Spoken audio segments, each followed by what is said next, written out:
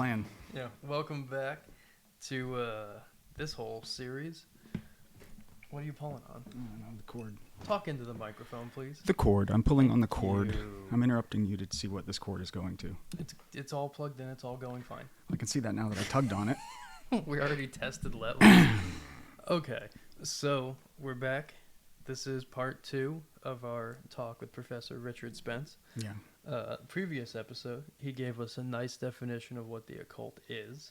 Yeah. He gave us paraphrase Crowley's definition that it's the art and science of causing change to occur in the world based on your will. Yeah. Something like that. He made it sound better. You listen to it, and if you didn't, you should go back and check it out. Yeah. Before we get into this episode, I want to talk a little bit about our plan with this series to remind everyone we're not just talking about the occult. Right. This is backdrop, precursor to us getting into the concocted revolution that took place in Los Angeles, California between 1965 and 1980. Yep. So we will be getting into rock and roll shit and Hollywood stars and movies and murders and just a whole bunch of kooky shit that took place there. Stuff you know and love, too. Yeah, people you like. Yeah, not Frank Jack Zappa. Parsons. Yeah, it's not just all going to be Jack Parsons. Yeah, promise. But isn't that a wild story?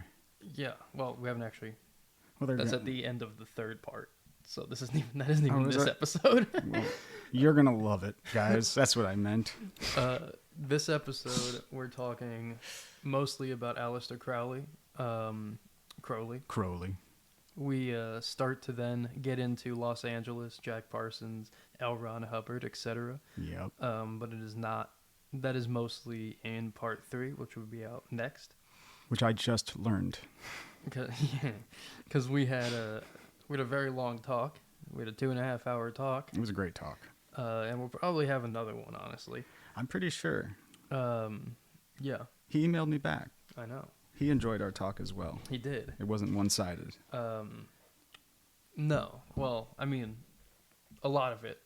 Well, most of it was him educating us. So in that way, I mean, the enjoyment of a good conversation. In part 3, it turns more into a conversation where he asked me about my opinion on the Manson thing. Yeah, we get to go into that. Ready to fucking go. Did you feel a little validated? I felt a little validated. Yeah. But again, that's part 3. So also, I've been collecting my notes together. Yeah, dude, about that. We're on 97 pages. Jesus 98, Christ. 99. Who is? That's Phil Hartman. Oh, How does Phil Hartman play into all this? I can tell you about it. Stay tuned. It'll come up. Yeah, this is a whole bit on this lady dying. We're just looking at Sam's notes, looking at my notes. This is a map of Los Angeles. All 99 pages of them. It's a different map of Los Angeles in terms of economic status. Police chief there, I see. Yeah, we talk about corruption in the police and a various number of riots that went on. Basically, you're just going to learn that everything is wrong and it's worse than you thought. Yeah, and your heroes are usually schmucks. I will be putting these notes out. I hope so. I don't know how yet, but when this is all... Yeah, there's a picture. Part of this, there's a little paragraph on the Rodney King riots, and the picture with it is a white lady looting a department store. And the caption on that picture is, "Hey, you're not black, but I'm sure you still care deeply." What was it that Malcolm X said about white liberals? I don't know, they were bullshit. Nothing good. And then they killed him. Anyway. Well, white liberals didn't kill Malcolm X. Well, some of them did. I mean... As far as like neoliberal as a philosophical point, yeah, but they were not. Wasn't like Nader fans got together and killed Malcolm X. No, but most of these groups, Clinton-style liberals did. Yeah, that's that new D Democrat. Boy, were they bad for America. Fucks. So anyway, I don't know how I'm going to put these out, but it's a collection of things that I wrote on various topics related to this, and also a lot of declassified FBI and CIA files. A lot. We spent a long time going through those. And I spent more alone. I'm sure you did. That's why I need to check your notes. Yeah. Because I'm not going to go through all that. We're on so many lists by now. Yeah. It's fine. Anyway, So if anyone listening from the CIA or FBI wants to come on and rebut what we're talking about, we'd love to have you. He's kidding. No, I'm not. I'm really not. I would love to have someone come on and be like, we have no record of Jolly West. I mean, you can't believe what they, that wouldn't. Which is, by the way, that was a real email that was declassified. Oh, right. Yeah. Yeah. Where there was a reporter or a researcher for the Washington Post that emailed the FBI when Tom O'Neill's book Chaos came out, and the researcher was like, "Hey, just very good faith question." Yeah, like we just want to make sure Yeah. before we publish this. Right. This reporter, who has a lot of evidence, by the way, this is the evidence that Jolly West worked for you for MK Ultra and other things. Like, and they were like, we have no record of him contracting or being employed by the CIA. It's like, well, Jolly West. I don't have anything under. I don't Jolly have anything West. on the guy that Sidney Gottlieb was paying through a shell company to perform MK Ultra experiments. There's a lot of shell companies. Yes. Including companies like, not even companies, but like Stanford Research was. Yeah.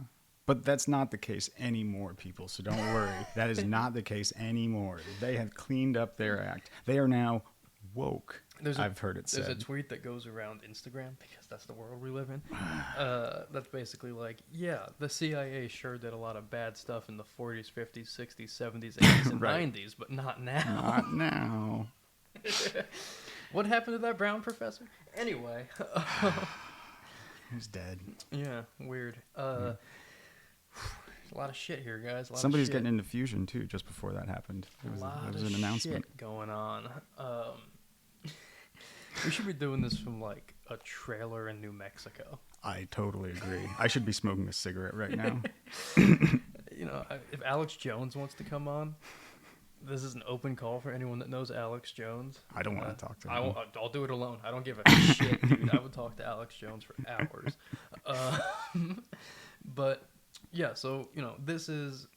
We were going to do our own mini episodes on the occult, but Richard Spence kind of streamlined it a little bit for us. That was a perfect word for it. Yeah. He streamlined it. So by the time we get through Crowley and Parsons and everything we talk about in the next two episodes, that's going to be most of the background on occultism that we need.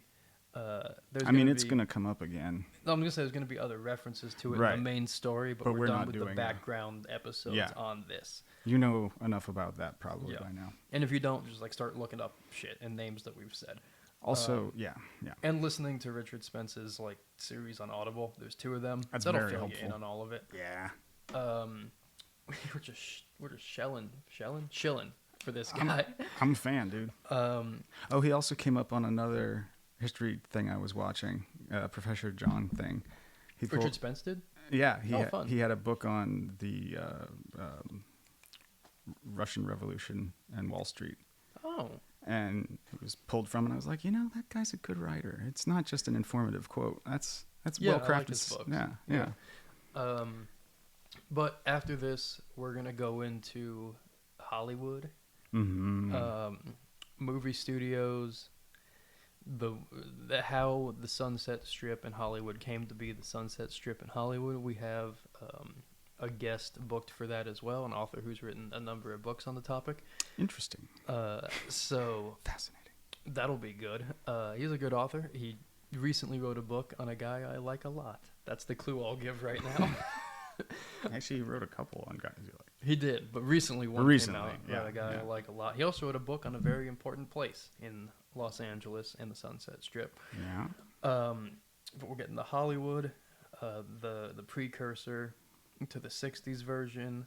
We'll talk a little bit about, McCarthyism and various other things going on in LA before then. We'll also get into the history of darkness and murder in Los Angeles. Okay. And then you will reach our main point. This is also... And then the story's done. No. This is also barring... Like, if we start booking other people, we might backtrack a little here and there. Oh, definitely. But after our main point, we're going to give a bit on how it connects to today. We have someone booked for that as well. So I'm pretty stoked on this series. I am too. It's a lot of fun. And talking to Richard was awesome. It doesn't make you go insane at all. I have safeguards up. I'm already crazy is the thing, and so it doesn't bother me. Same, actually, but in a different way. Also, I just want to point out something interesting I saw in an FBI file. Okay. So, first of all, let me go to my notes real quick on something here. Boy, that's a whole lot of notes, Sam. Yeah, okay. That's a lot of redacted. Yeah, it is. No results found on the following people. Yeah. This is not the only ones, but just some examples of no results found at all in the FBI or CIA databases. Jolly West, aside from that email. Owsley Stanley, the guy who bankrolled the Grateful Dead and gave acid to the country. Yeah. Vito Pelikis, we'll get into him. He comes up in this series, a couple episodes as well. John Phillips, Wolf King of Los Angeles. Nothing on that guy. Scumbag. Jim Morrison. Not a single thing on Jim Morrison. And nothing on L Ron Hubbard. Nothing on L Ron Hubbard. Nope. Some stuff on Scientology, but Right. nothing on L Ron Hubbard himself. Well, and there seems was odd. Maybe they're not keeping very accurate files. Yes. Or not everything's declassified. Or we don't get them. There was also only COINTELPROs on the SDS, which is Students for Democratic Society. And as I put in these notes, here's a picture of Fred Hampton and said, who the fuck killed Fred Hampton then? Yeah, that's a good question because it was the CIA. But there's no notes on that. Anyway, the main thing that I found, which I thought was very interesting, was in 1971. There was members of the Process Church of the Final Judgment. Our favorites. And if you've listened to our Manson series. Or read that article I wrote. Yes, the Process Church is involved in some capacity. Sorry, Mitch Horowitz. But we've been in them. We'll get into them again. Yeah. They'll come back up. They're worth digging up and looking at again. There was a document where apparently some members from the Process Church in 1971, after the Manson arrest, during the trial, came to the FBI headquarters in their Los black Angeles. robes, I'm sure. Yeah, probably. In their black robes with their dogs. And they said something along the lines of, let's see if I can find it. And I don't know. quote, This is hard to find. There's a lot of pages in here. Something along the lines of, hey, we want to talk to you about Charles Manson and his connection to the Process Church that we are a part of. And the FBI said, no thanks. They were like, we're busy. And when I told my dad that, when we were talking, he said something along the lines of, when like the FBI kicks you to the curb, it's because you have protection on you. Well, yeah. Good point, Pops. Something along those lines, They don't want to know because they already know. And Professor Spence brings that up as well. Yes. So a lot of kooky shit. We're going to get into all of it and more. But this episode is mostly about Crowley, who's a big influence on a lot of people in the scene in LA. And just in general. Yeah, and it's also a good example of people living two lives, one where they are kind of themselves and another where they are a character, and people living their private life and their life working in intelligence. Yep. Because this dichotomy comes up a lot in this story. You need to be able to compartmentalize very well. Where there's people clearly putting music out and clearly involved in intelligence work. And Crowley is a good example of that kind of behavior. So we talk about what he did in World War One. And he's just an outlandish character. Yeah. Talk about Nazis and shit. Yeah. So, there's a lot of interesting stuff in here. It's a good talk. Yeah. I hope you enjoy it. I'm sure you will. I'm your black cat, baby. Your bad luck creeping around the bend. You can know how to do it in the real, but that's a much more serious, complicated, dangerous undertaking than the other one would be. So, most of the people that you're going to encounter in that realm are charlatans. But that doesn't mean that they're well, somebody even, I can't remember who it was, he even said this about Crowley. They were asked their opinion about him. And they go, well, I think he's mostly a charlatan, but he's not entirely a charlatan. I agree. And I think probably he would have agreed with that. He would have definitely agreed, I think. Yeah, he's a more complicated guy than, well, that's true for most people. True. There- But Crowley is especially fun, I feel like. would I want to meet him? I don't know. I mean, a lot of people found him very difficult. I wouldn't And want to be his friend, no. Okay. but I'd love to meet him. It was somebody, I think it was Dennis Wheatley, who was an author, said he would never do two things with Crowley. He would never lend him money, and he would never leave him alone with his children. Yeah. And that apparently wasn't caused by the fact that Crowley would do some horrible thing to his children, but that he would tell them scary stories. He would fuck with their mind.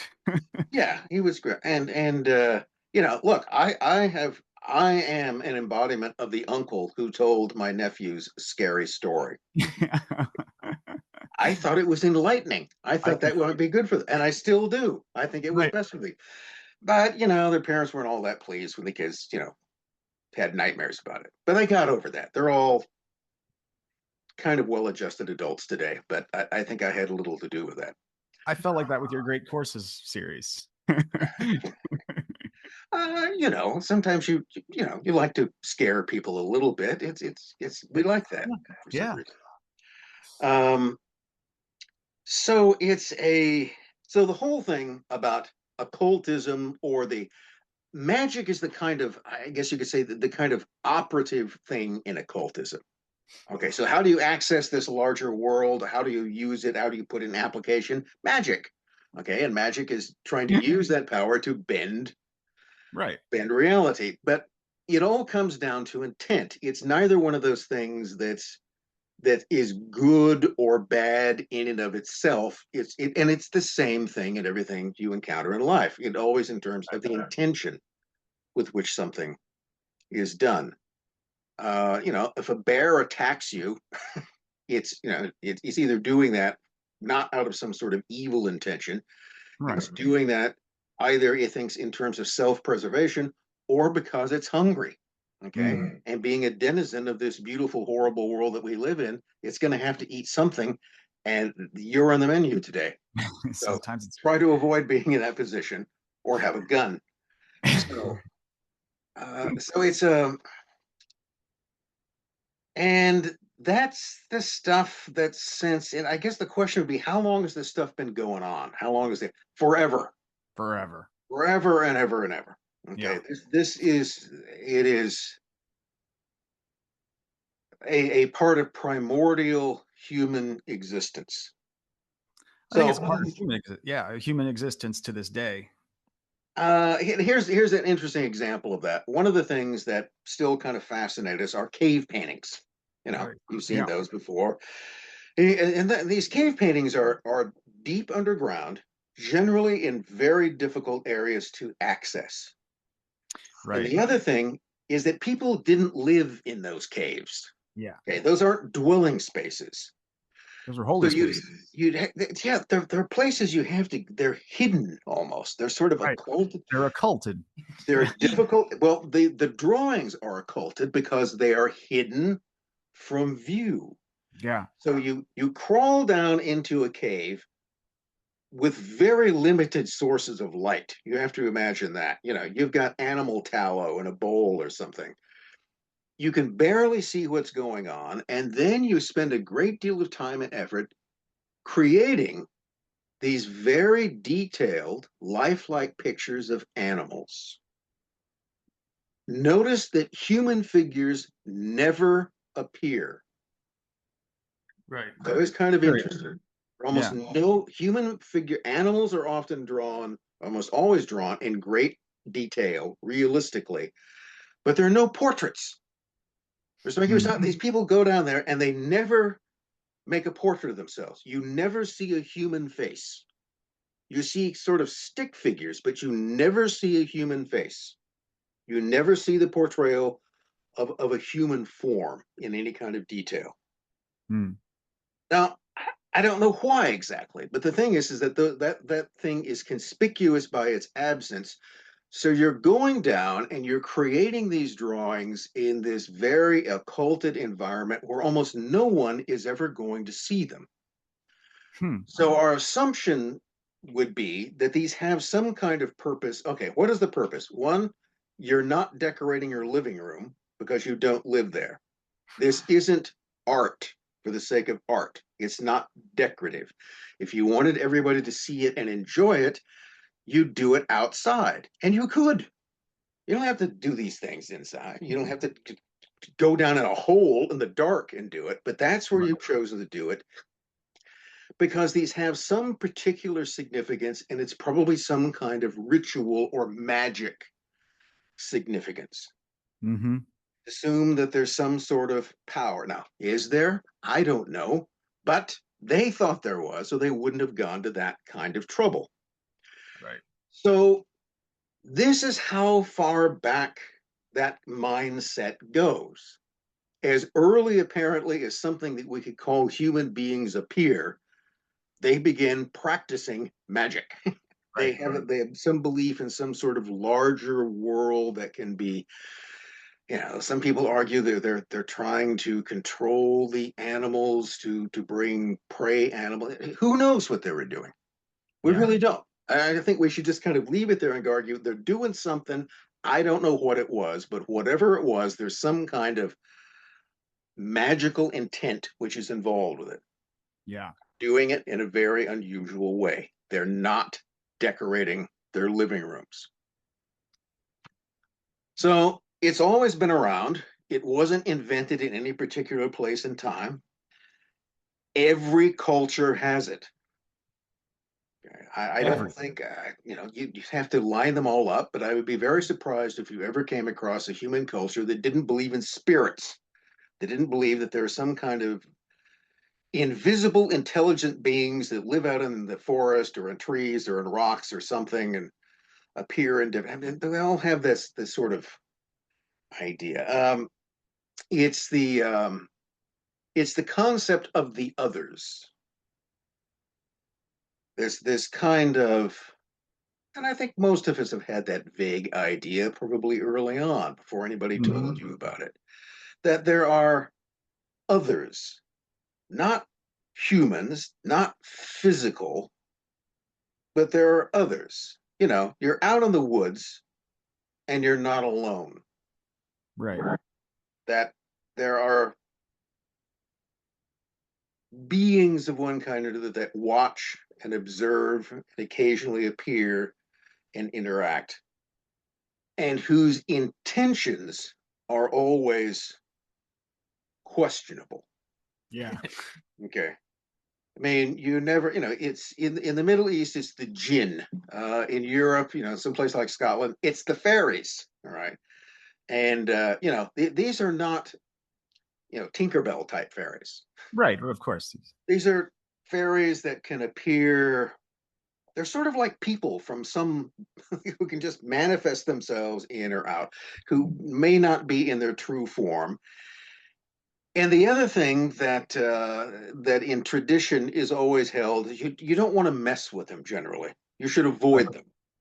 And if they take an interest in you, that probably is not going to work out well for you. Yeah. If they like you, they'll carry you off to their realm and no one will ever see you again.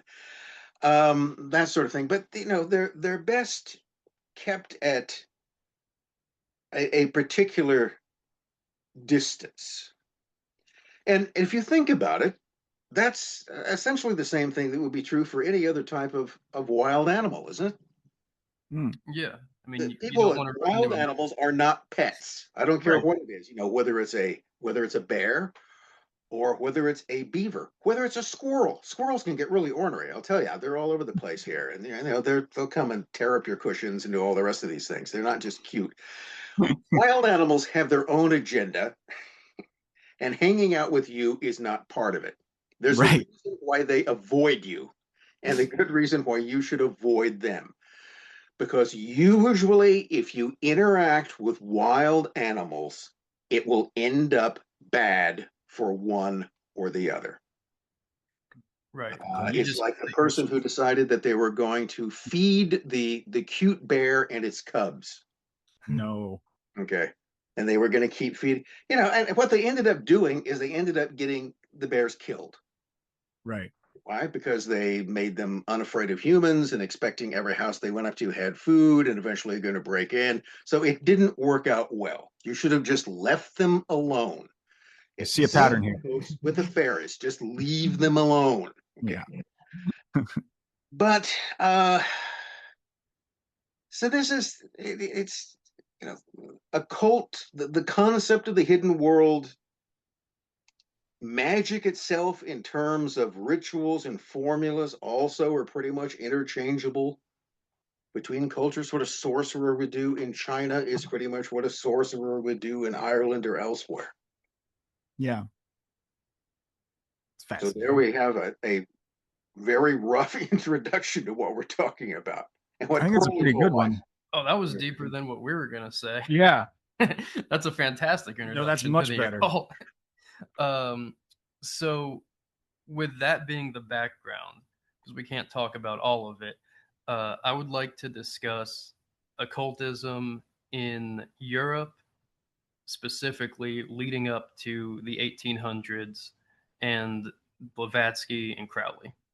What was going on to set that stage? Well, okay, keep in mind it's always there, and sometimes it comes in and out of focus.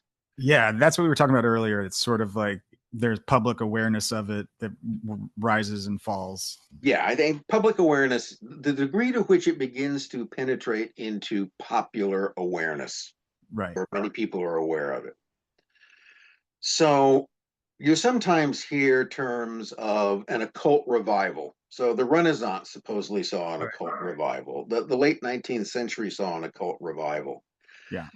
And I don't think what's being revived here is a kind of wider awareness of it. Maybe it never actually went away. I mean, Exactly. somewhere out in the forest, there's a tower with some sorcerer practicing this. There are always people who were, but it tends to come in and out of a certain degree of acceptance and awareness. That's what's really happening.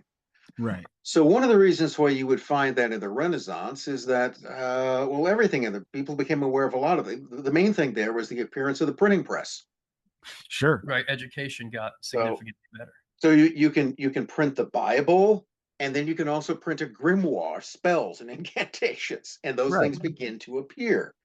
So things that for centuries had only been transmitted verbally from one person to another can now be put into book form. So there is now, and they can be disseminated, and there becomes a greater awareness of it. Same thing in the 19th century. You've got you have a much wider array of literacy. Right. And even if you go back to the Renaissance period, go back to anything prior to the 19th century, even in much of the 19th century, most people couldn't read. So it didn't matter whether there was a grimoire, they couldn't read it. But as that now became more, and reading itself, it's interesting that reading itself was a kind of magical act. I agree. Because this gets it. Oh, geez, bring this up. Yes. The whole idea about words. Okay. In the beginning. And then one of the ways of affecting reality is this idea that you speak things into existence. Right. So one of the things that human beings love to do is we name everything. Everything has to have a name. And that is a certain amount of power over it. Yeah, well, or it gives the illusion of power over it. So, for instance, we like to name all kinds of diseases. Okay, good point. Yeah, I mean, there's a whole book about mental disorders, and we're going to name these mental disorders. So, someone has bipolar disorder or borderline personality disorder. You ever read the descriptions of these? Anyway, I would just argue that it tends to be rather broad and vague. It's not exact. Well, it could be this, and it's kind of that. Sure. What it basically means is this person is behaving oddly. Okay, yeah, they're behaving sort of oddly. They're kind of weird, but now we're going to give a name to it. So you see, it's not just someone who's behaving oddly. Now they have autism. That's it. It's an ism. It's autism. So we've named it. And that in some way gives us, I think, the illusion of being able to control it. Well, you can't. You don't know what causes it. You don't know what fixes it. You don't know what it is, but you've given it a name. See, Yep. it's just like conjuring a spirit and Mm. giving it a name through which you then believe that you can control it. Well, who told you that? The spirit? Okay, how do you know? Why would you believe them? But in naming things, we create things that you do have it. This is one of the ways that we actually sort of create our own reality. So Mhm. this is the whole idea, is that one of the differences between human beings and animals, arguably, and there really aren't a lot of them, is that Right. we speak. We have Right. language. And Time through bound. language, we manipulate our reality. We name things. We change the names of things. And we pass We, that knowledge on. and we pass that knowledge on. And then you take the word and you put it into physical reality. So let's just, we can enter the name Illuminati, right? Yeah. There you said it. Now, when you write it down, you have taken something that had no form. You have taken, you have an idea, you give that idea a name, and then you write it down, and now it has physical reality. You have, in a very simple way, manifested a thought into reality. Yep. That's the power of words and of writing. Right. And I mean, also, there's an old episode of Seinfeld where George says, Jerry, it's not a lie if you believe it. And I think that comes into play oftentimes with words and language as well, because once you write something out there, right, and you believe what you are writing or putting out into the world, oftentimes other people take it at face value because you believe it, and then the lie becomes reality. Or it inspires other people to do that. That too. Well, here's one of those things that, And then it's real. for some reason, a lot of the people I do research on, the characters for some reason I'm interested in are often, among their qualities are being pathological liars. Right. Or they just lie all the time about everything. And to be perfectly honest before man and God, I've told my share of fibs. Yeah. We all. Okay. Yeah. Okay, we don't have to go any further than that, but you know how often you've lied about things, because often it's necessary, all right? Mhm. I mean, if you tell the truth all the time, that's the quickest way to become a complete social pariah. Yeah, you can't do that. You'll be lucky you're not burned at the stake if you Yeah. keep telling people the truth, because that's what they don't want to hear. Really? They generally want to hear some kind of, Comforting lie. version of it, a lie. Right. Yeah. Comforting. So, and this is the thing you get. I mean, people have been lying to each other about everything forever. And this often, see, I'm an historian. So the idea is we're trying to figure out what actually happened. You know how hard that actually is to figure out what happened Possible. when everybody's lying about everything? That's why we want to talk to you. That's why we're trying to You're get good at angles. this. It's almost a fool's errand to try to put this together, because it's just, you get different versions of the truth, and most of the time they're not even the truth. The people knew that. Okay, you got the people who know that they're lying. Then, as you said, there are the people who are lying who have somehow forgotten that they were lying. Right. They've told a lie so often it becomes the truth. And people are going to believe. Well, somebody once put it this way. It wasn't me, but it did that. As time goes on, and our own sort of, our own sort of internal history about ourselves, maybe we have embellished a particular event in such a way because it makes it more interesting. Mm-hmm. Or maybe somewhere along we kind of invented something, and then but nevertheless, it becomes something that is told so often that it just becomes part of your canon. Yeah. And then you just and it becomes inseparable from everything else. You believe it, and it's functionally true. It's functionally true, and it fits in with the story. But that's the main thing. It's a good story. You can tell This it is apart. this is the problem. A good story will always overwhelm the truth, Yeah, because that's the that's truth an L is Ron either, Hubbard. yeah, it's either less interesting, or it's just, the truth is often messy. Yeah, always. So, well, here's the thing: is often something happened and we don't know what happened. So since I don't know what happened, but something happened, we can just make up any version of it that we want, and that's as Yeah. good as something else, right? So we'll just make it, and we'll make up a story which is a good story. And then you try to get beyond the good story. It's like flying saucers with dead aliens in them. Yeah. I don't want to disappoint anybody, but there's no clear story of any. Anybody show you one? No, that's that's because that whole story goes back to a tale spun in the early 50s by a professional con man. Okay, Yeah. that's the first guy. Silas Newton comes along, a con man, a professional liar, comes up with this whole story about there's a saucer with 16 little dead aliens in it. And then everybody else just takes that story and runs with it. But it's a good story. So, It's a who damn doesn't good like that? Which it's, So it's more cinematic than the other one. it's also the idea of the other again, where we need to have a thing that's not human at all times, and it becomes Yeah. tangible in some way. Yeah, sure. So we just never know. I mean, people are making stuff all the time, And and people are believing whatever they want to believe anyway.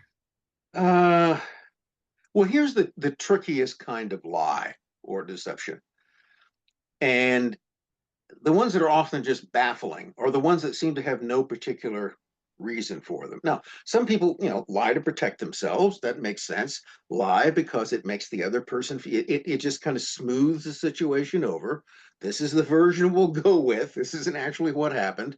Right. I'm not really sure what happened, but we'll go with this kind of story. And then you just have people who will just tell lies, apparently just to mess with you, That because happens. they get some sort of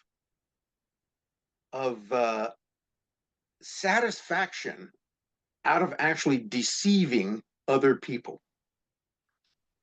And I will confess that probably, particularly when I was an adolescent, I may have done that a couple of times because it was Two of my friends and I do that ah, constantly. okay. So here's a story for you.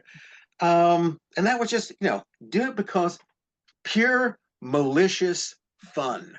Yeah, just glee That's of pulling one over on It's just the somebody. glee of deceiving people. It's a kind of devilish thing to do, but at any rate, but that gives you this kind of idea. But this isn't just a single thing. This is everybody doing this stuff all Right. the time. So it makes determining what really happened in any kind of circumstance, or what somebody's actual intention is, a very complicated thing. The simplest way to deal with that, don't worry about it. Okay. Just, Good. just assume that everything you see and everything you hear might be true. Yeah. It's a possibility, but don't take it too seriously. That's how I try to approach reality. Yeah. Okay. It might be, that Yeah. wall looks pretty solid. I should be able to put my hand through it because really there's nothing there. I can't do it. Well, and I go back. Einstein. Einstein said something to the effect that reality is an hallucination, but a very, very persistent one. Yes. And I think, he I was onto completely something believe there. that. Yeah. It's this illusion that we can't escape from. Or to put it another way, Maya. it's the matrix. Okay. Yeah. That's it. It's an illusion. On some level, we know that it's not real, but we can't get out of it Right. because it's just too much fun. And we're stuck. And we're stuck. We can't leave anyway. So we convince ourselves it's fun. But that's a common idea. You have the concept of Maya and Vedic stuff. You have the Matrix kind of adopt the simulation ideas these days. You have the Kantian phenomena and nomina. Well, it's it's a thing. If you tend to look at religious traditions, not just occult traditions, if you look at science, if you look at quantum physics, if you look at religion, it's always telling you the same thing over and over again. This isn't real, Right. or it's not the totality of what's real. Exactly. That there is a greater reality to this, but this whole thing that you think you're experiencing, it's not permanent. It's not real, even though it is it is, in the Gnostic sense, it's a trap. Okay, Yes, exactly. it's the prison of souls. Right. It's the prison that you're in that is made so fascinating and compulsive and entertaining that you will keep coming back to it Right. over and over again, even though every single time it will kill you. I mean, this is it.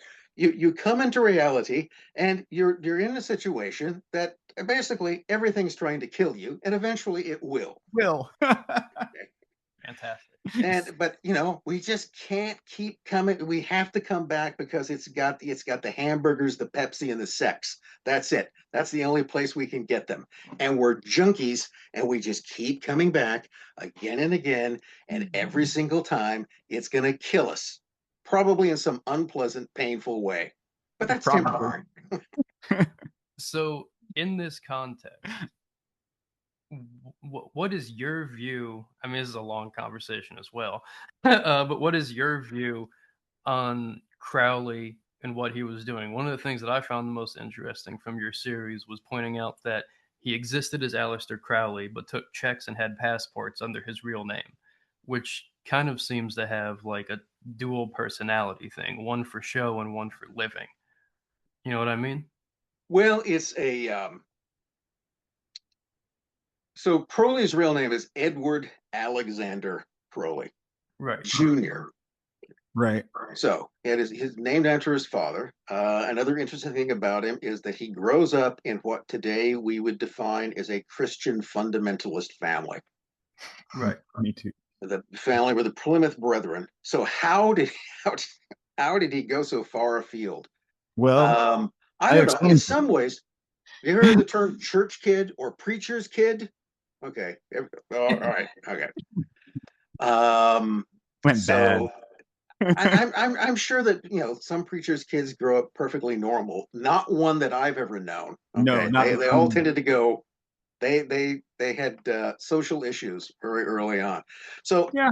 So Crowley's father was a man who the family was wealthy enough, so his father become a lay minister of the gospel. So Edward Alexander Crowley was a preacher's kid, and he took the ultimate preacher's kid route by becoming an occultist, rejecting Christianity entirely and deciding he was going to start his own religion and name himself the Great Beast 6. The Great Beast. And in other words, what he became in his own way was a preacher. That's what Crowley's constantly, he's trying to proclaim the new religion of Thelema. Yeah, his personal trajectory makes sense to me. It's very similar to his father. His father, who he was very fond of. His father died when I think he was around 11 or 12. Right. And and that probably had some psychological effect. And he was a rich kid too. They sold beer, which I always think is funny to have like the Crowley ales. I think those are you have a hyper religious drug pusher, basically. And the hypocrisy, I think, is what nothing strange there. I mean, hey, we see it all the time. Holy men have been selling drugs since from the beginning. Right. It starts out with all those shamans in the woods contacting the spirits with magic mushrooms. There you go. Okay. Yep. Who better knows the values of psychoactive substances than the preacher? Amen.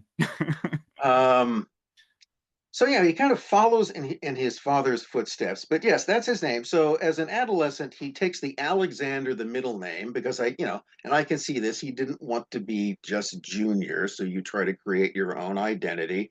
Yeah. So you drop the Edward, and then you kind of restyle Alexander to come up with Aleister. Yeah. But that's never his legal name.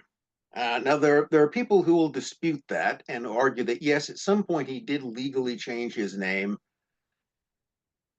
I can't say I've looked under every rock, but as far as I've never seen anything in any documentation that would suggest that he changed the name. That became his literary name. That was what he wrote under. Another way to think of it, it became his stage name. On the public stage, as a public persona, he becomes the wizard, the wickedest man in the world, the prophet, whatever you want to see him. He becomes the holy man, Aleister Crowley.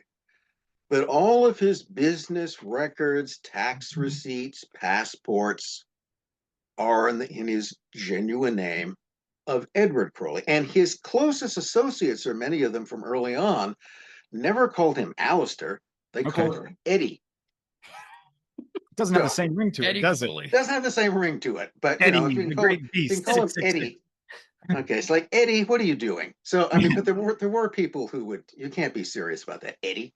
Yeah. He had to reinvent himself. But he answered to that name. So there's always this, and that's a kind of interesting thing. I've always you find this a lot with people in the arts. Actors will often change their names. Oh yeah. Musicians, okay, will come up with some, but you often find that among their intimates, among the people who know them well or knew them from early in life, they're always Eddie to them. Right. So you've got this kind of dual identity. You've got this name, this persona which you present to the world and which you perform under. The name by which the world knows you, and then there's the name by which you and the very few intimate people know you. You're the same person, but over a period of time, those do become kind of separate entities. Absolutely. In a way. And I think how far that goes really kind of depends on the person. So the question about Crowley, and this is a question that can be asked about many people like him or in a similar situation, which of those is the real person? Which is the real you? Because there's a whole tricky thing about performance. Right. In that I've never delved into acting myself. I've known my wife was in acting when I first met her, and so I've and actors are kind of weird. But although personally, if you know them under their real name, if you know them as Eddie, they're okay. But there is this whole thing in acting, and I say this as a non-actor, but this is the way that it's been explained to me. If you really, when you want to get into the role, you have to, in a sense, incarnate this other person. Right. Or to put it another way, there's a certain element of possession in acting. Brian Eno wrote an essay about that. Yeah, you have to. Yeah. You have to become a different person for a time. And you probably hear about the fact, that people can get into character, which means you become possessed temporarily, hopefully by this other sort of identity or person that you've created. I mean, and you're supposed to know what their backstory is, because you're going to become this person. So if you're going to become this person, you have to know what their childhood was like and how many siblings they had and what they liked for breakfast. All of this, which has nothing to do with you, but then sometimes people find it difficult to get out of character. A lot of times you have the people on the set that will never break character because they can't go back and forth. They have to be one or another. In other words, I can't be this other person for 15 minutes and then go back to being myself. Right. I have to be this other person as long as the film is going on or the performance is going on. Then I go back to being myself. So this is always being, and this raises a kind of interesting question metaphysically. Are you simply creating this alter ego, this other person that sort of inhabits you for a while? Right. Or are you actually in this process allowing yourself to be possessed by something? Are you allowing, does this thing actually exist somewhere else and you're allowing it in? I mean, there's certain roles that you can see people become the other person. You Mhm. know, like Morgan Freeman as Nelson Mandela. You're like, that's Nelson Mandela. You know, Right. You there's see a just picture of Nelson Mandela and you think, wait, is that there's what he looked like? I yeah, thought there's just yeah. certain roles that Yeah. you can see someone be inhabited by whoever they are playing, and there's certain roles where it doesn't happen. You know, Yeah. Well, And that's it's the that's same in that's what true we in say. life. It's a good actor or it's bad acting. Okay, right? when you can't, when you can see through the trick in a way. Okay, that Right. again, that's a Right. bad magician, and therefore we define a bad actor as someone who's not convincing us in any way. They're just sort of reading lines and pretending. Right. Whereas other people just kind of incarnate. You know, they take on different physical movements. It's not Yeah. them at all. It is for some temporary period of time someone else. And where that someone else comes from, whether it's a creation that they have made themselves, which also is a kind of magical act, isn't it? You've now just I think created so. this whole other person. Yeah. I Right? think so. So it's say again, magic surrounds us in all these types of realms. So the question about Crowley is: Are there are two of them? There are two personas. Which is the real persona, or are both equally real in some way? And Edward Alexander Crowley is always aware of Aleister Crowley, and Aleister Crowley is always aware of the other. Yeah. Yeah. But which person, in what circumstance, are you dealing with? Which is, think of it this way: when everyone else is gone, when the audience isn't there, when there is no observer effect, and Crowley is alone with only himself, who is he? And we can't really get that answer. No, because he's the only person who knows whether when everyone else is gone and he's just lying there huffing ether in the dark. Right. He's a That junkie. was Probably little column A, little column B with him. well, With but most, which is what does it all settle down to? Is to the real person which is there. And that's the same type of thing for you or I, the rest of us. You know, when no one else is around, when we no longer have to perform for everyone, because there's always a certain element of yeah. performance when we deal with other people. We don't have to have that, then who are you? Or let's put it this way: who are you with your cat or with your dog? Because you see, they know you in some purer sense than any human does, Yeah. because they see you without any kind of pretense. You don't have to pretend in front. You can do anything in front of them. You never get any criticism. Consider the things that you have done in front of them. So, Different and reality. they don't care. Okay, doesn't matter to them. No judgment, or maybe they are judging you Or you just don't constantly. know. Yeah. And they just, they because they can't speak, they can't put it into words. So Crowley is he's called the most influential occultist of the 20th century, of the whole modern era, and I think that's true because all Yeah. kind of references go back to him. Right. He never became terribly well known in his lifetime. Mm-hmm. I mean, his whole thing of starting a whole new religion that was going to replace, well, that didn't happen. Well, wasn't he better known for his mountain climbing skills than his magic at one point? Early on, well, Because he was an accomplished. he was an accomplished alpinist. Yeah. Okay, he could have done that as a career. Talented He guy. also he dabbled a lot in poetry, but then a lot of people do. But that was bad poetry. It depends. Let's, I can't claim that I have any huge appreciation for it. hot take. I'm calling that. If you're a Swinburne fan, then apparently you like Crowley. But I mean, I have to admit that a lot of poetry to me sounds like something written by overwrought, hormonally obsessed 15-year-old boys. And none so more than Crowley. Yeah. The exception to that is probably Charles Bukowski. So Yeah, um, that was my intro to poetry. yeah, but Bukowski is it? But no, but Crowley was not a Bukowski like poet in that case. He was a kind of an indifferent painter. I mean, he kind of thought he was an artist, but you really have to be into that. Yeah, I like his art.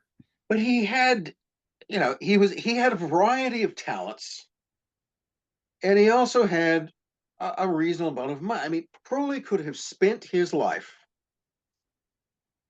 wasting a small fortune and dabbling in the arts in one form or another. He could have been a dissolute gentleman, Right. wasting the family fortune. That's all that he had to do. His life, he didn't have to work. Right. Of course, he never did, actually. So No, never. but still managed to mooch money off of Yeah. friends and acquaintances, usually destroying the relationship in the process. Yeah. Which was hard didn't. on It was narcissistic, demanding, and difficult. And it's a well, and here's an example. An example, I suppose, of Crowley's failure in his lifetime to really create a viable organization around Thelema was that much of what he did was that he took over to try to create a framework for Thelema that I don't think it really had. In the 1920s, he just kind of stole this German secret society called the Ordo Templi Orientis, the OTO, okay, which is still around today. Yeah. I know there will be some people in the OTO who won't like it that I said that Crowley stole it, but yeah, he did. Kind He of. did. He didn't start it. And they pop up a lot in our research. So Yeah, I also want to talk a little bit about Yeah. the connection between the OTO and the Hermetic Order with Germany and why Crowley may have been involved with them to begin with. Well, it comes back to come back to this idea that you've got Edward Alexander Crowley, that person, and then you've got Aleister Crowley, the public occultist. right. And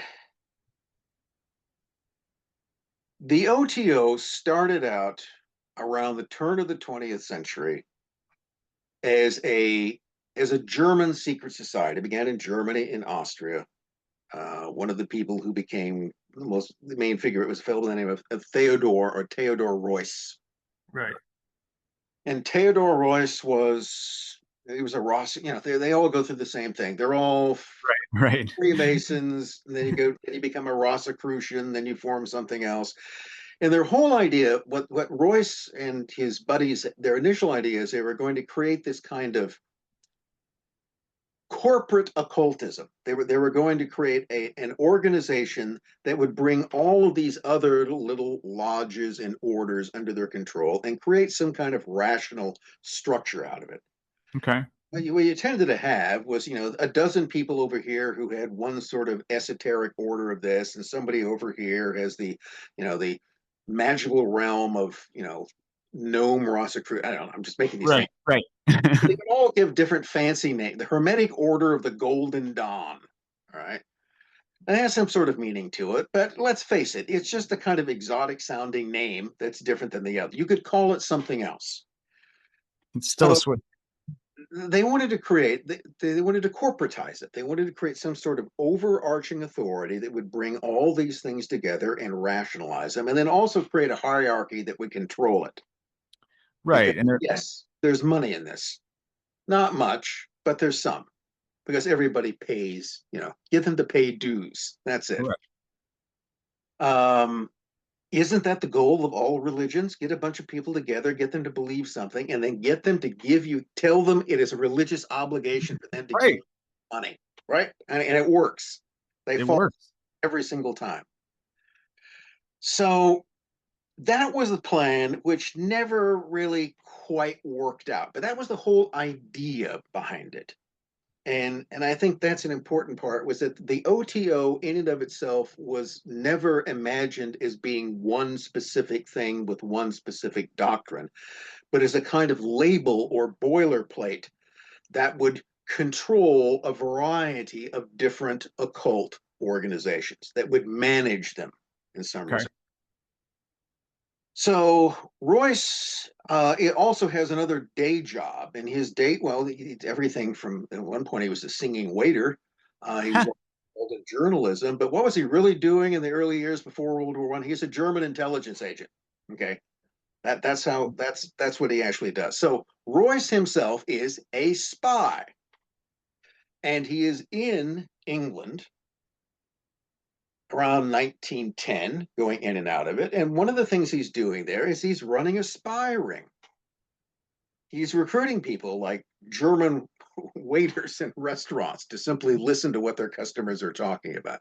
And he's setting up an intelligence gathering apparatus, but he's also managing this occult society, the OTO. And I think it's in 1910, somewhere between 10 and 12, he initiates Crowley into the OTO, into a German secret society.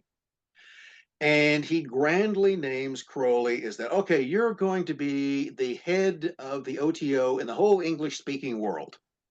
Because we're Germans, we don't, so we need somebody who can speak the language there. So we're going to give you this grand sort of role. But I think there were a couple of things going on there. So you've got two things. One, you've got Crowley, a British occultist, who is now being initiated into a German occult order by a German occultist, Theodor Royce. But what else is going on?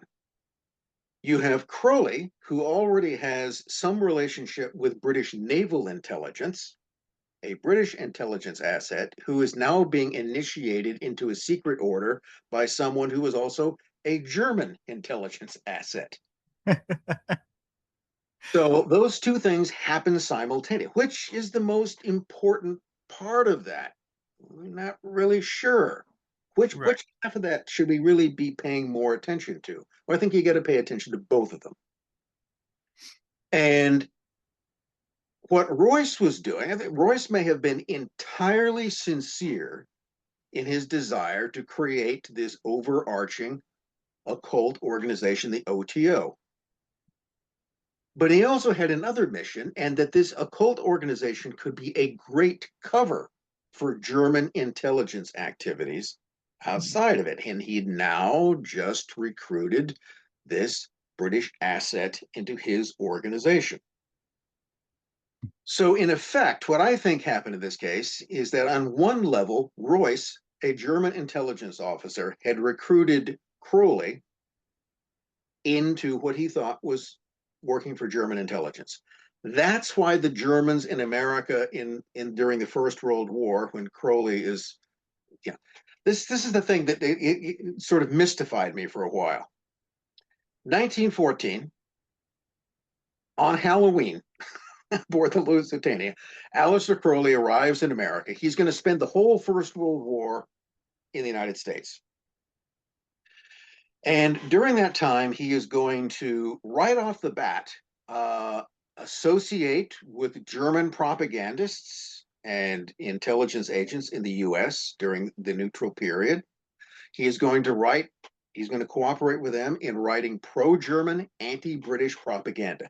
He will commit, from the British standpoint, an array of treasonous actions, and he will do this apparently to aid the German cause. And he is sort of embraced by the Germans in New York.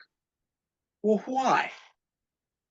How did they know? Why would they just take this guy's word for anything? Why would they accept him into a meeting of the German propaganda cabinet in New York? Well, because someone had to vet him. They had, I mean, they could be stupid, but they're not that stupid. Okay. Thought the Germans were just stupid. Or he thought that they had a particular mentality that he could exploit, and he was right.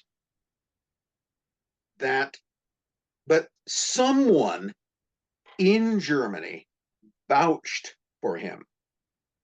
Okay. Do we know who that was? Vouched for him was someone who was still working for German intelligence during the war, and that was Royce. And someone had to say, this guy is okay. Right. He's one of us. And so that's why I think that initiation into the OTO was from the standpoint of German intelligence. They thought that they had recruited him. What they had recruited was a British double agent. Right.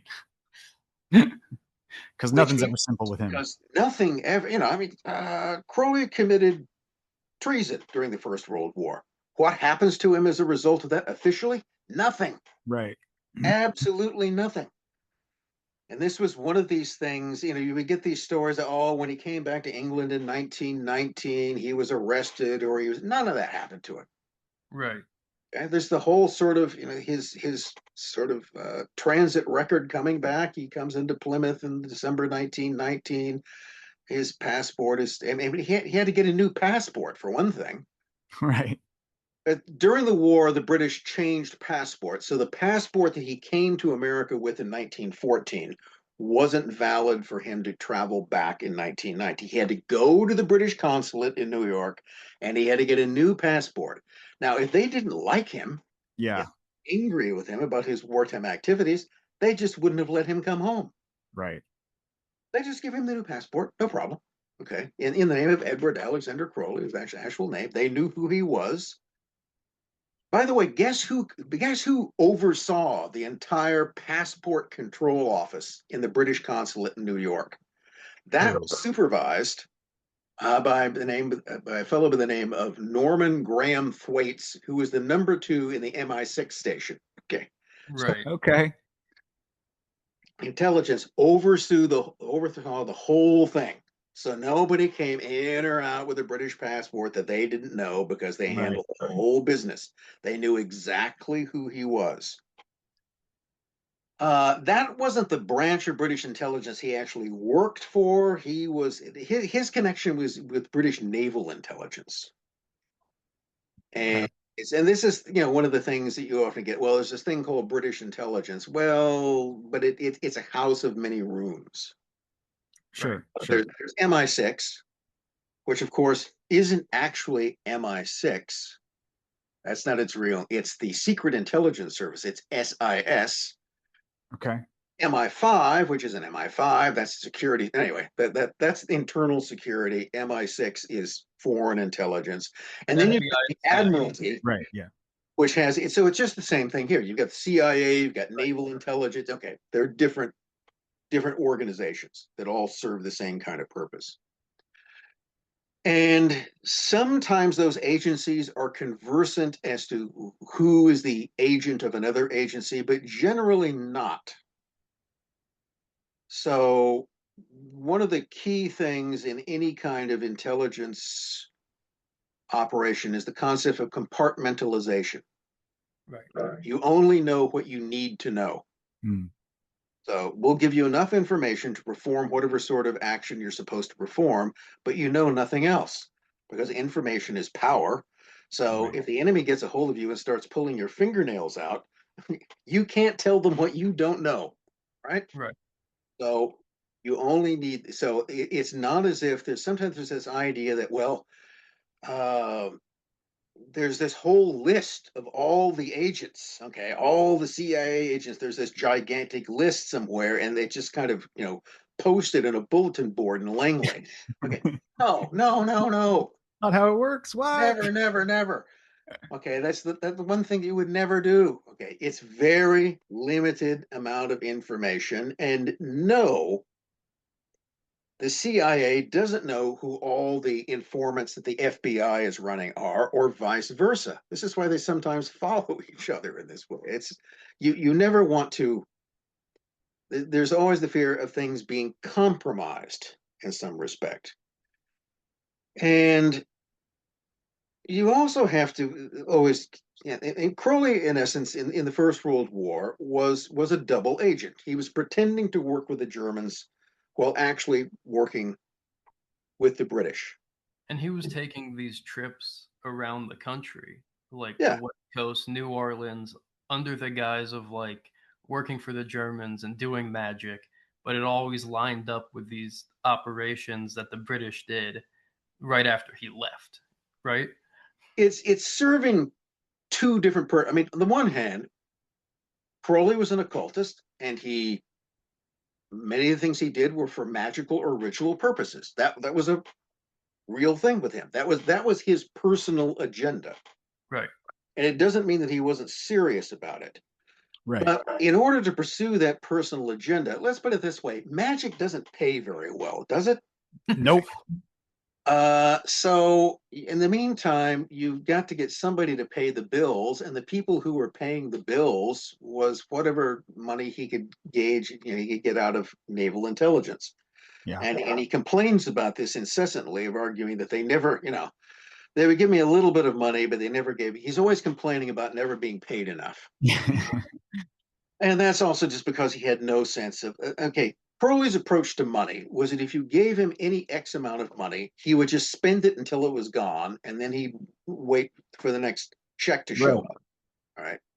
And he spent his life like that. People like that. People who spend their whole lives just waiting around for the next handout or the next check to show up.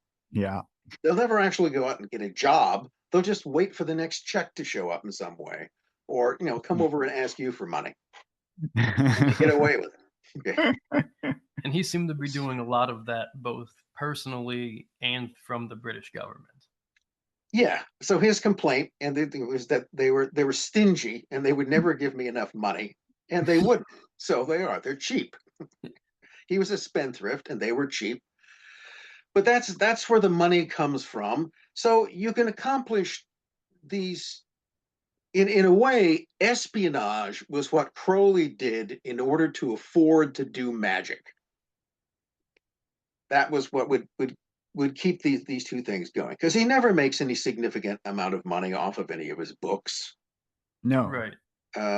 There's not much of a livelihood in that way. Most of the inheritance is eventually spent. And then when you get to the 1930s, because he brings an ill-advised lawsuit trying to redeem his reputation. Oh yeah, that was bad. That was bad publicity for the great beast. Well, a woman. It's like, no, I'm really sweet. It's Little Sunshine. My name means Little Sunshine. So a woman named Nina Hamnet wrote a book supposedly revealing all kinds of horrible things that had happened at Crowley's Abbey of Thelema, which was this sort of commune he set up in Sicily. And, there was a lot of questionable things going on there. Yeah. A lot. But, not quite the horror show that she portrayed. And so here was his idea. He's back living in Britain, having spent years abroad, because his mere presence there would start a furor in the press. Right. So the people who raised a stink about Crowley was never anyone in the government. It was always people in the press. Mm-hmm. And he had a bad reputation, which he willingly accepted. When the British press had called him the wickedest man in the world, he thought that was cool, because who doesn't want to be? He framed that paper. Yeah, that's great. A man we'd like to hang. Oh, okay, that's good, because it proved to him that he had pissed off the people he wanted to piss off. Absolutely. But then you begin. So it's one of these things, we were talking about actors before, that you can play a role so long that the role begins to play you. Right. Okay, this is eventually what happened when the Aleister Crowley, wickedest man in the world, is him so far as the rest of and you can't get that stink off you once you've gotten it on. Right. So he wanted to come back. He wanted to try to redeem himself. He finds some sympathetic people in the press who will assist to a degree, but he's got a lot of, there's a huge burden to overcome in terms of the public's perception. So Nina Hamnet had repeated certainly libelous. She had made libelous accusations against him. So he brought a suit, and he thought if he could go in and in a public court prove that some of the things that she had said, the baby sacrificing, all of this, that was untrue, that would make him look better in the eyes of the British public. Well, what she said were lies, another case of that, but all her defense had to do was to simply parade his public reputation. Right. before the court and say, look, this is the man who is this is what he, and that's how he lost the case. No one would believe, because what she said about him was exactly what it was that he in fact had encouraged people to believe about him. Yeah, he'd courted that. So now he loses the case, he looks worse than ever, and he's bankrupt, and he will be bankrupt for the rest of his life. So he's now going to live on handouts again from a penurious and not necessarily terribly grateful naval intelligence. But they'll keep him going. They kind of have to keep him happy, because if they didn't, I mean, the thing that he could do is simply go public with things that he knew. Right. And that, of course, is what he's always being discouraged from doing. And he would come very close to doing that on occasion. There are a couple of times in the late 20s, around 1929, he's expelled from France. He'd been living in France for the better part of a decade. And the French government at this point is suddenly fed up with him, partly because they suspect him of espionage. They think that he's actually sort of spying for the British and the Germans at this point. They don't trust him any longer, so they rescind his residency card. So I think he sort of had a green card to live in France, and they pull that, so you have to leave the country. And he begins giving these interviews to the press, and he's always protesting that when I was in America during the war, I was really working for the British government. And he actually gives the name of someone who could attest this. And he goes, Commander Guy Gaunt of the Royal Navy, who was the British naval attaché in New York during the war. He can vouch. He can vouch. Well, that was the guy who could vouch for what he was saying. But that was, you're not supposed to mention. All right, because Guy Gaunt was a naval. See, that's a diplomatic appointment, right? So we don't want to have it. No one would want to think. Heaven forbid that the British naval attaché would be engaged in espionage in a country during the war. No.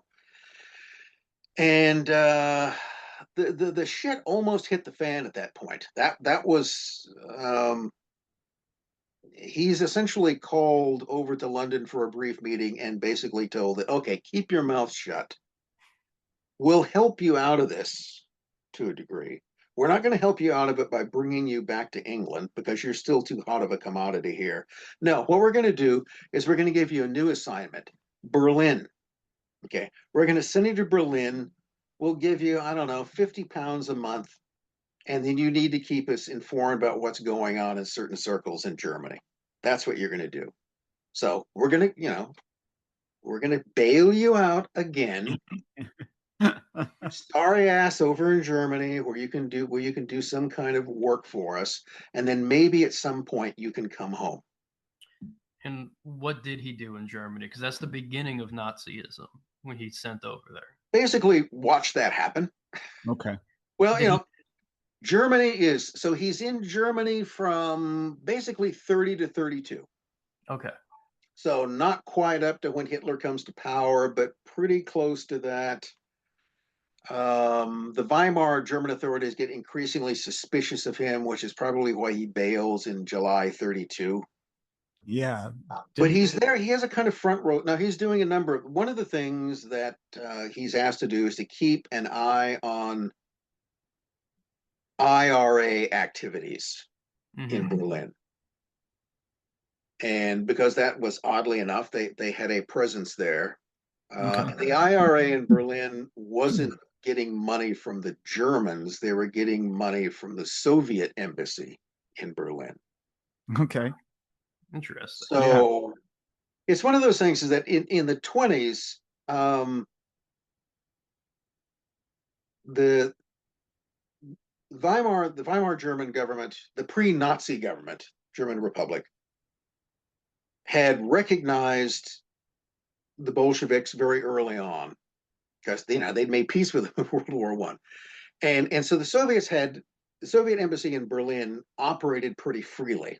there's also a very large communist party in Germany in that period.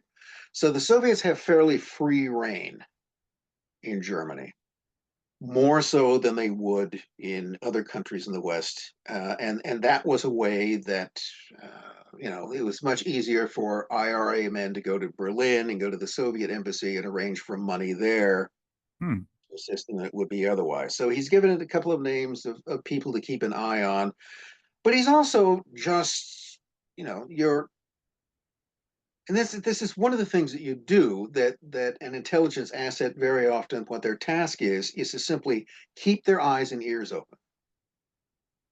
What's going on? What do you see? What seems to be what are people talking about in cafes? Right. What's going on? Maybe you can meet this person or another. And he makes some kind of half-hearted attempts to insinuate himself into, to meet Nazis.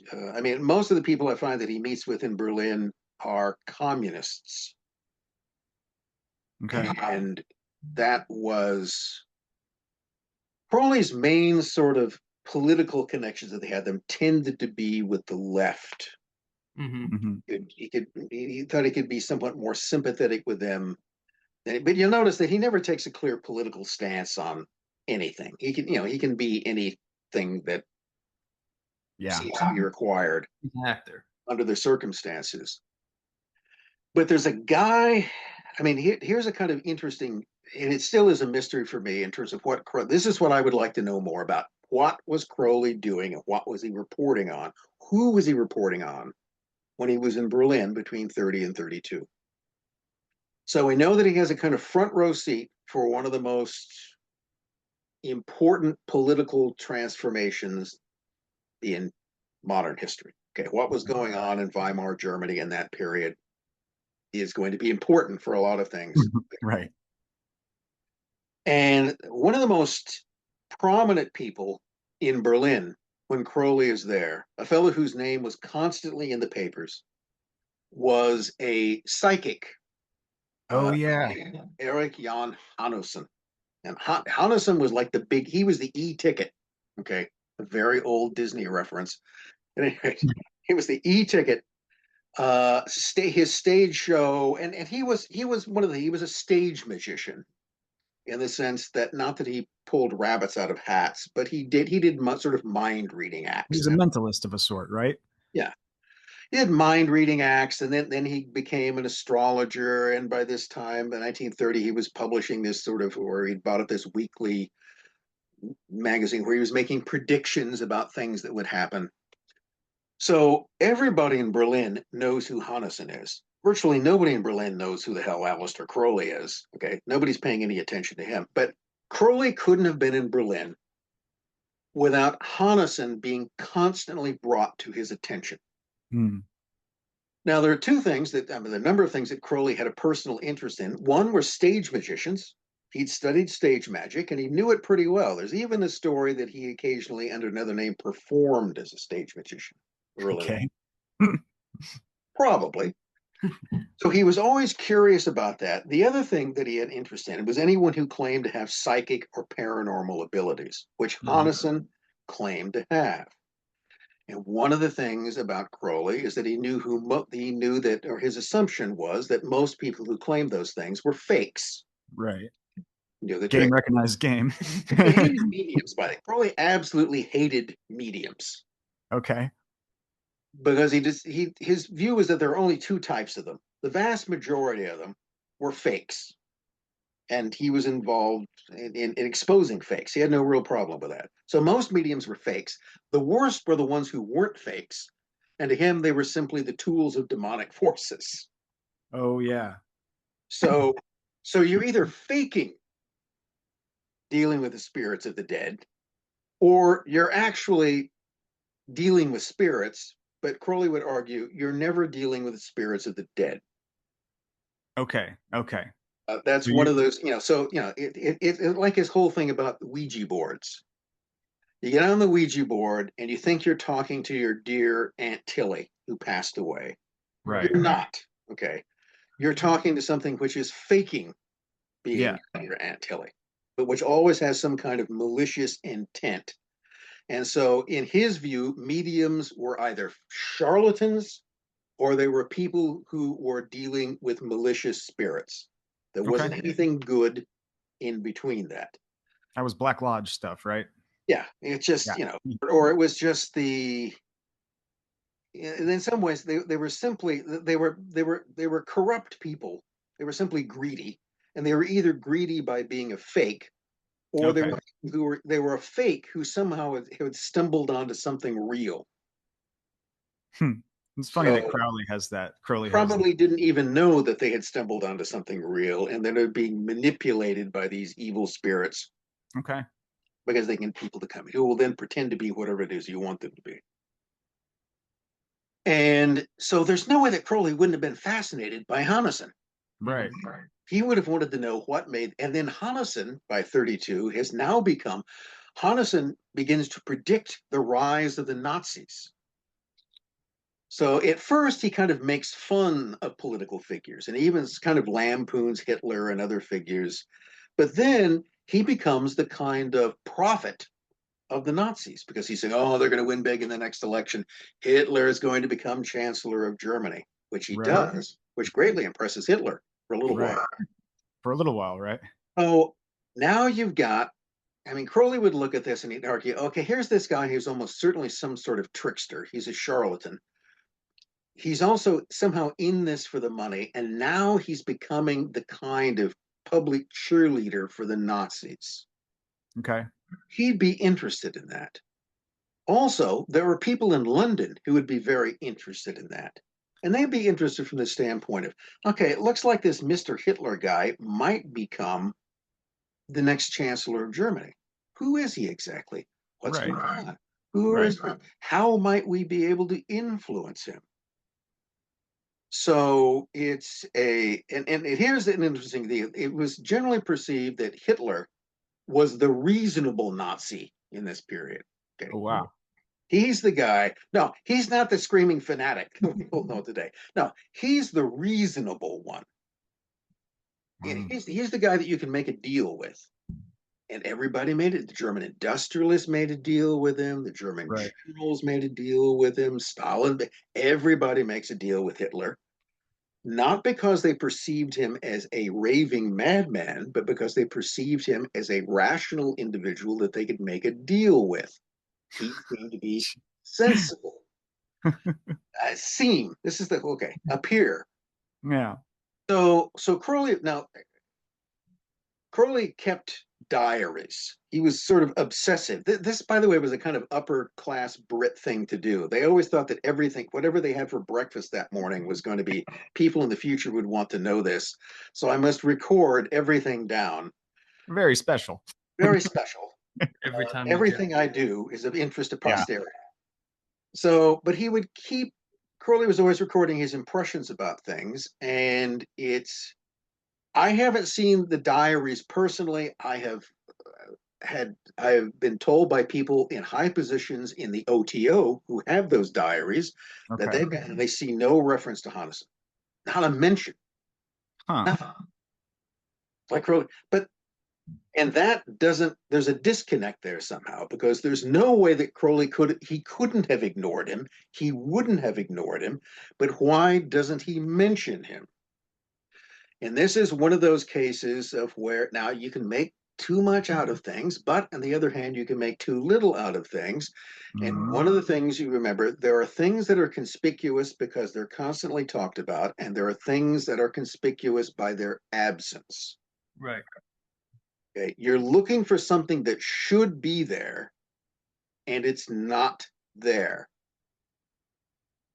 So one of the reasons that Crowley wouldn't mention Hannison in his personal dealings is that, one, personally, it might not have been that much interest to him, but also because that was a subject separate on its own. That was Hannison, I would suspect, and Hannison's connections and Hannison's influence, I would bet, not the whole farm, but, at least the ducks and chickens, I would bet, that if you were to actually find the reports that Crowley was sending back to London, Honnison is mentioned in that, and that's one of the people that he's trying to connect. And there are different connections between them. And that goes down a whole sort of rabbit hole, but let's put it this way. Crowley knew people who knew Honnison. Okay, there's a kind of connection through that person. There were intermediaries through which he could communicate with them. So he's only sort of one person away. Okay.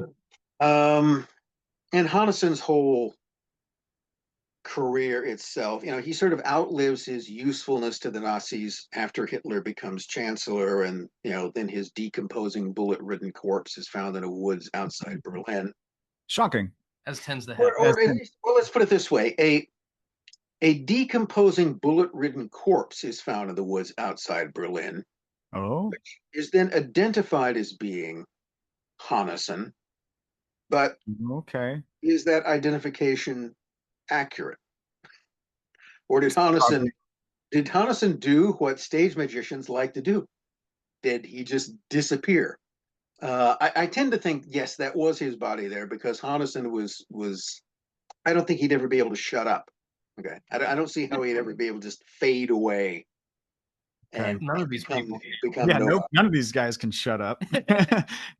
We're finding well, that's you have to look at people's habits in this case, and Honnison spent his whole life performing on the public stage, and then that even for the purposes of self-preservation, I don't think that he could ever resist popping up somewhere and going, "Look, I'm Honnison. Okay, here I am. I'm still no.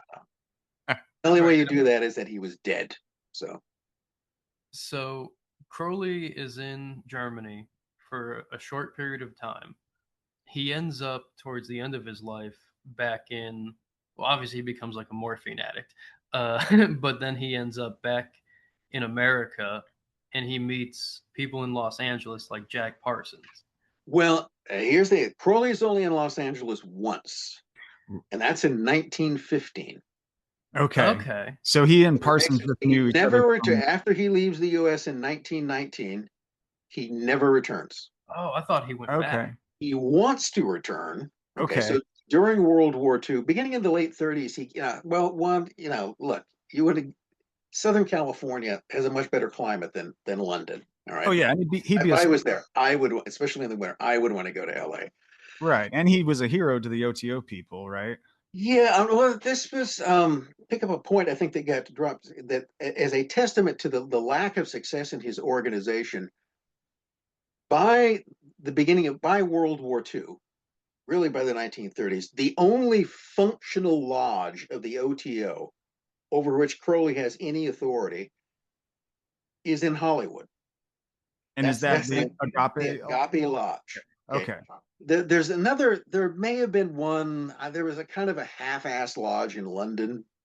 There was some collection, so there was some kind of presence in London. But the only thing outside of that is this group of people who are in the Agape Lodge, and then it gets into all kinds of, you'll hear these things. Oh, all kinds of actors and important Hollywood people were in the Agape. No, they weren't. Not that I can see. This you always have to. Right. There's no smoking gun on it. Well, the fellow who was the head of the Agape Lodge. Okay, the Agape Lodge was formed in around 1933, 1934. That's when it came into being, and it lasted all the way up until the early 1950s, when it just kind of peters out. And the fellow who founded and led the Agape Lodge in Crowley's name was another British-born fellow by the name of Wilfred T. Smith. Right.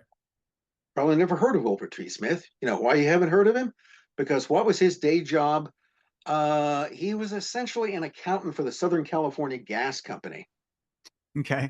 That's it. Okay. The whole head of the OTO was an accountant for the Southern California Gas Company. That puts it in perspective.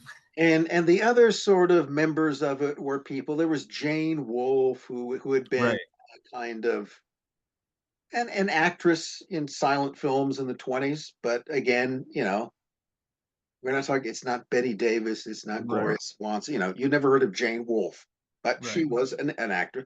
But a kind of character actress. And then you had other people who were kind of on the fringes of, somebody who taught acting classes at LA City College. All right. People that you'd never heard of, people who had no connections to the main studios. You did have some sort of act. John Carradine, the actor. Right. He comes up a lot in our research. He comes up all over. John Carradine, it said, was a member of the Agape Lodge. Turns out he was never a member. He did show up. They would kind of have like open house nights, And orgies. I'm sure he was there for the orgies. Parties. They would have parties. Yeah. And they were trying to recruit, and he would show up. Mostly, it appears, to get atmosphere, to play things like voodoo. He was, okay. How do occultists actually behave? Right. So you would go and you would observe, and you would kind of absorb that for the characters that you're going to create. But he was never really a member in any kind of formal sense. So the lodge, outwardly, it appears to be a fringe organization with around a dozen or so hardcore members, and they would have their Gnostic masses, and they would invite other people to attend. That's how Jack Parsons, rocket scientist at JPL. Rocket Man. That's, he'd been interested in the occult, and then, Rocket Man Parsons shows up and, attends some meetings, then eventually joins, and then will take over leadership of the lodge from Wilfred Smith. Right. And this is where, an interesting thing is you can look at the core. So Crowley's in London in this period, and he's short of money, and he's strung out on heroin much of the time, and he's not happy with life. Mm-hmm. And so he would really like to get the hell out of England and come to LA. Even though he had a very bad impression of it the first time he was there. So cinema crazed, cocaine, cocaine crazed maniacs and half-baked occultist. He had the place pretty well described. I think that would still apply. It sounds like something he'd love, though. Yeah. Well, see, this is the thing about it. Whether you're talking about whose tastes are being, whether it's Eddie's or whether it's Aleister's. Sure. And I think he made this comment that the only two cities in America that he visited that he thought had any real character were Austin, Texas, and New Orleans. Oh, well, they've changed. He liked them. He didn't like New York. He took an instinctive dislike to Los Angeles, but he'd rather go there because these were people. But in the correspondence between he and Smith and he's horrible. I mean, Smith really is trying to do the best he can. Yeah. All Crowley badgers him for constantly is why aren't you signing up more people? Why aren't you? And why does he want them? Because they'll pay initiation fees. Right. You send that money to me. Right. The only thing that comes across is that Crowley is desperate for money, and he simply sees the Agape Lodge as the only sort of cash cow that he has. And he's increasingly irate at Smith for not getting more people to pay more dues to send him more money. Which would definitely explain his friendship with Jack Parsons, who had all those military contracts. Yeah, Jack Parsons has money. So at some point, Crowley just tells Smith, look, you've essentially failed. You need to go on a spiritual retreat. Right. To the desert for 60 days and just tired. Get out. And we'll bring in this new guy, this new younger blood, and Parsons does that for a while, and then he gets kind of fed up with it because Parsons I think he has attention deficit disorder. He can't really pay attention to something for a long period of time. It seems like that. I've never met him. Yeah, people have. The impression that you get is someone who's, well, not too surprising, probably fairly hyperactive. His mind's, was a very brilliant guy. Yeah. Self-taught, not trained in a university, but also just probably unstable as hell. Yeah, it sounds like it. difficult to deal with, is one might expect, and who else? But Parsons in the late 40s really seems to be moving towards becoming Crowley's successor. Right.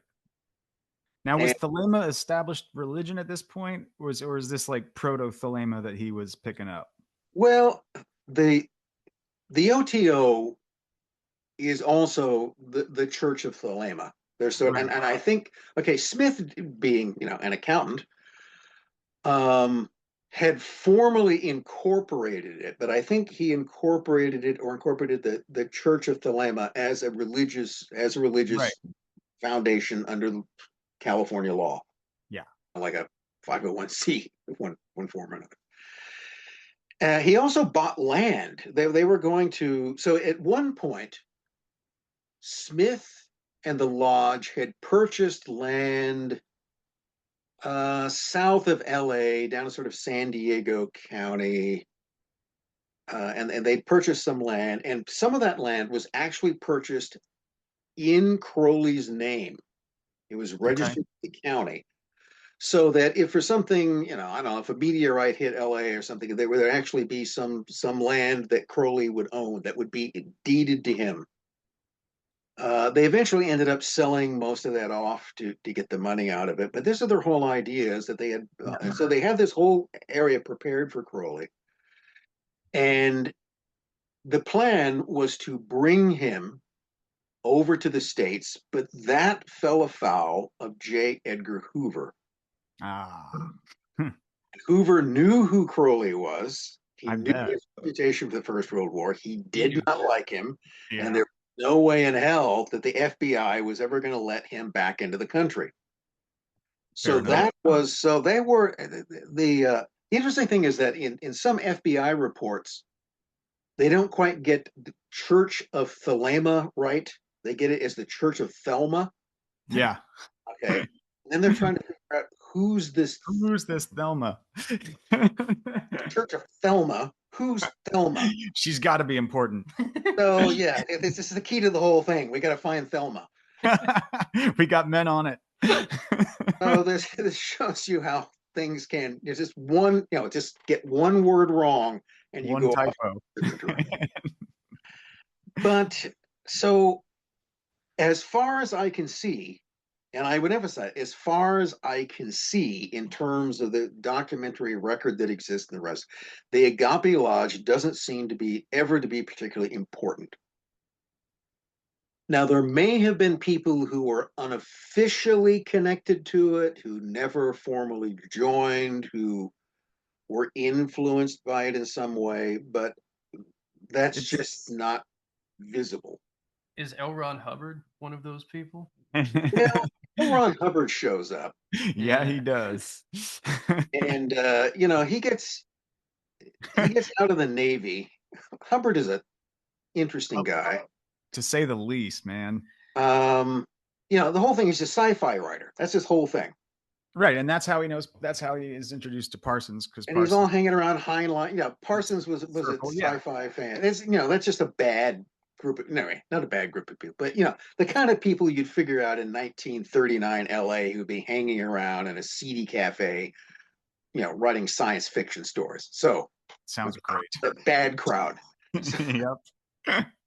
So Parsons was into that. So Hubbard is in the Navy during World War II, has a very interesting career, runs a couple of ships aground. Yeah, his history is ridiculous. I urge anybody to look up Hubbard's history. Well, but the question is that how many times can you screw up and still get another command? Oh, screw up! This is what happens to him. He fell upwards like you wouldn't believe. Yeah. Well, he was so naval intelligence as well. Yeah, and he was early on in Australia. He's in naval intelligence, and he was connected to a fairly serious operation that seems to have gone sideways. But you're right; he does kind of fail upwards. Yeah. Or in another situation, you'd say that he has a kind of get out of jail free card. Seems like it. And that is a tell. If you're looking at someone and you notice that nothing seems to stick to them, the charges are always dropped, or they they screw up, and then suddenly they're back in another position, and they screw that up, and then they get another position. Charles Manson. Yeah. Yeah. Yes. Okay. So at a certain point, that's It's just not good theme. luck. That's protection. Okay. Yeah. And you're being protected for some reason, and that's because you're useful to somebody, and then you have to figure out what it is that they're useful for. Right. Doesn't mean that they're a good person. In fact, No. quite the opposite. Okay. Generally speaking, yes. So Hubbard was, personally highly unreliable and often didn't succeed at what he kept getting more and more assignments. So towards the end of the war, after the war is over, Parsons he's formed a company called Aerojet, and this was part of the marketing of his big discovery, which was solid fuel Right. boosters. And he really got. It's hard to say whether he was shafted in the deal and got it, and basically should have stayed on, or whether he just made a bad business decision. I think he just basically made a bad business decision. It sounds like he was impulsive and made a bad business He decision. sold out cheap. He wasn't a corporate guy. And the whole Yeah. thing was that Aerojet got bought out by General Tire. Okay. Right. So do you, as the aspirant great beast, want to work for General Tire? No, you don't. So you just take their shitty offer and you go, and then he squandered the money, because what else Yeah, do you it was like 50 grand, wasn't it? I don't even think it was that much. I mean, Oh, wow. it wasn't much. Now he did go on to do other work for the government. He's working on all kinds of classified projects. Yeah. That's an important thing to keep in mind. That's an important thing to keep in mind. He's way up there in terms of highly classified military projects dealing with rocketry, all the way up until his death in '52. And which is why he gains and loses security clearances Right. twice. And you don't get a third time with that. So He didn't. he's rented this mansion. He grew up on Millionaires Row in Pasadena, and he's rented another mansion, and he has a kind of commune going. Mm-hmm. So he moves the OTO there, and they so you could go there on a weekend, and there'd be an OTO ritual with orgy in the backyard. He's always going around reciting Crowley's hymn to Pan, or the rituals. Yo. And it's all free love. Nobody is supposed to be. So there's just all kinds of magic and drugs and screwing going on at this place. It's sloppy. And what kind of people hang out there? Well, they're his occultist friends, and also just apparently, if pretty girls could go there and stay. Oh yeah. Problem. Pretty girls always love magic. They get in. As long as they would sleep with everybody. Okay, that's it. That's all you have to do. Okay, I mean, how? And the I nerds think you want a place to stay. Okay, here you've got it. But, and Parsons liked that. That was his environment. Oh yeah, he rented rooms like Must Be an Atheist, Bohemians Welcome. Like he rented out rooms at the parsonage. He was looking. But some of the people who hung up, he's connected to JPL. All those researchers is going, and they're a physicist, and there are guys like what is it, Daniel Cornock. There's a guy who works on the Manhattan Project, who's there. Okay. A guy who works on the Manhattan Project also is working on the whole explosive lens. That's part of his whole idea. The most sensitive aspect of the most secret and sensitive wartime project, the atom bomb.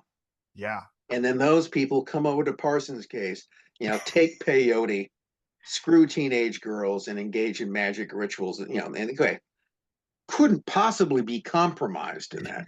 Couldn't possibly.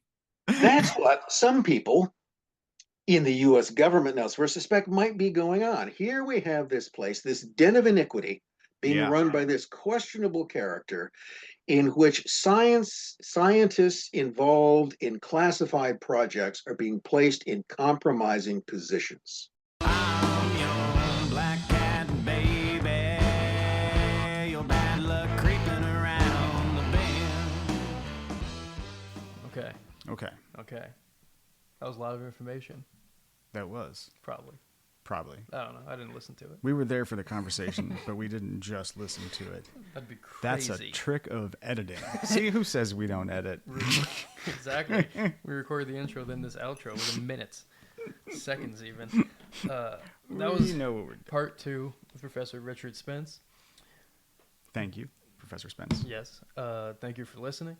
We'll be back with part 3 next. Indeed. I think we had a little good teaser there about Los Angeles, Parsons, and Hubbard. I think so. I don't quite remember where I cropped it.